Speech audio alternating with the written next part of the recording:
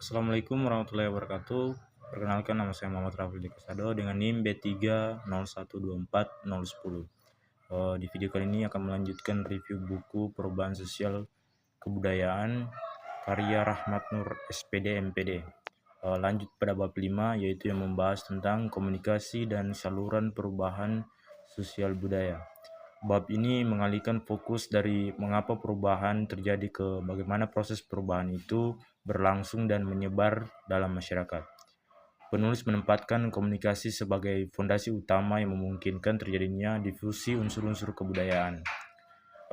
Kemudian merinci berbagai bentuk interaksi dan penetrasi budaya, mulai dari akulturasi, asimilasi, hingga inovasi dan invensi.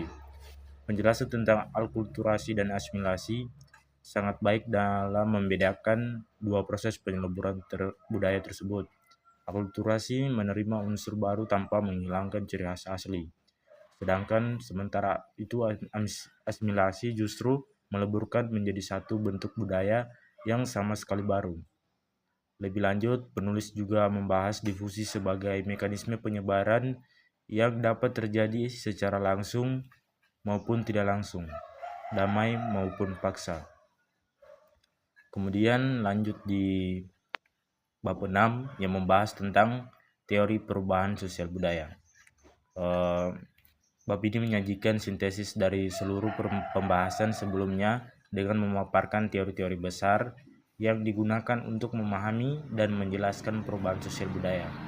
Penulis memulai dengan teori evolusi yang memandang perubahan sebagai gerakan linier dan progresif dari masyarakat sederhana ke kompleks.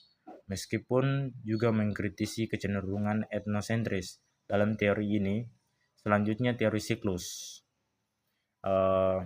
diperkenalkan sebagai antitesis dari linearitas evolusi melalui pemikiran tokoh-tokoh seperti Sorokin dengan 3 supersistem budayanya, Toynbee dengan konsep challenge and response-nya, hingga Spengler dengan ramalan keruntuhan peradaban barat.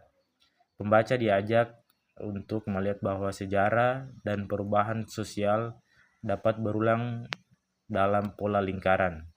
Kemudian membahas teori fungsional yang menyoroti bagaimana perubahan terjadi sebagai respon terhadap ketidakseimbangan dalam sistem sosial. Kemudian ada konsep cultural lag dari William Ogburn dijelaskan dengan baik untuk menunjukkan ketimpangan antara perubahan material dan non-material. Terakhir, teori konflik yang dibawakan oleh pemikiran Karl Marx memberikan sudut pandang yang bertolak belakang dengan teori fungsional. Teori ini menekankan bahwa konflik antara kelas dan kelompok adalah mesin utama perubahan sosial. Kemudian memberikan contoh historis seperti runtuhnya Orde Baru dan Orde Baru di Indonesia. Runtuhnya Orde Lama, kemudian menuju ke Orde Baru di Indonesia, untuk mengilustrasikan bagaimana konflik dalam melahirkan tatanan sosial baru dengan memaparkan keempat teori besar ini secara berimbang. Mungkin sekian saja yang bisa saya sampaikan. Saya akhiri, wabillahi taufiq wal hidayah. Wassalamualaikum warahmatullahi wabarakatuh.